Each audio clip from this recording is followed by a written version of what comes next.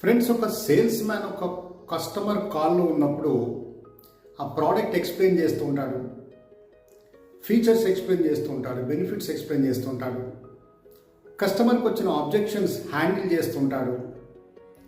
ఈ ప్రాసెస్ అంతా అయిపోయిన తర్వాత రెండు విషయాలు జరుగుతాయి. ఒకటి, సేల్స్ క్లోజ్ అవ్వచ్చు, క్లోజ్ అవ్వకపోవచ్చు.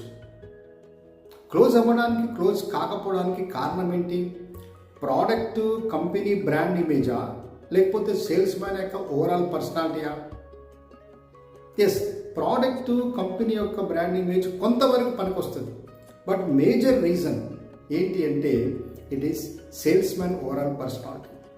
అక్కడ ఏమవుతుందంటే, ఈ కస్టమర్తో మాట్లాడుతున్న ఆ టైంలో ఏదైతే ప్రోడక్ట్ ఎక్స్ప్లెయిన్ చేస్తుంటాడో, ఫీచర్స్ చెప్తుంటాడో, ఏ విధంగా తనకి బెనిఫిట్ అవుతుంది, కస్టమర్కి బెనిఫిట్ అవుతుందని చెప్తుంటాడో, ఏ విధంగా కస్టమర్ అడిగే ప్రశ్నలకు సమాధానం చెప్తుంటాడో, ఈ ఎంటైర్ ప్రాసెస్ జరిగే క్రమంలో కస్టమరు సేల్స్ మ్యాన్ యొక్క ఆ మాట్లాడే పద్ధతి, తన బిహేవియర్, తన కస్టమర్కి ఇచ్చే రెస్పెక్ట్, సేల్స్ మ్యాన్కి ఉన్నటువంటి నాలెడ్జ్, స్కిల్, సేల్స్ మ్యాన్ చూపెట్టేటువంటి బిహేవియర్, ఇవన్నిటి ఆధారంగా కస్టమర్కు తెలియకుండానే ఒక ఒపీనియన్ అనేది ఏర్పడుతుంది.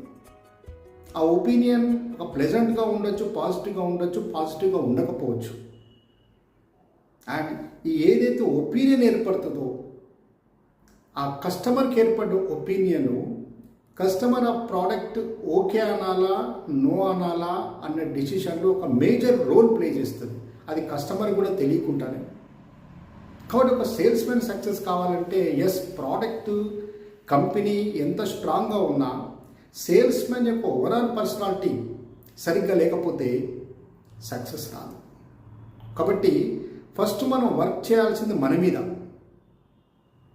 మనం సరిగ్గా ఉంటే ఎలాంటి కంపెనీ ప్రోడక్ట్ అయినా, ఎలాంటి ప్రోడక్ట్ అయినా చక్కగా మనం సేల్ చేయగలం.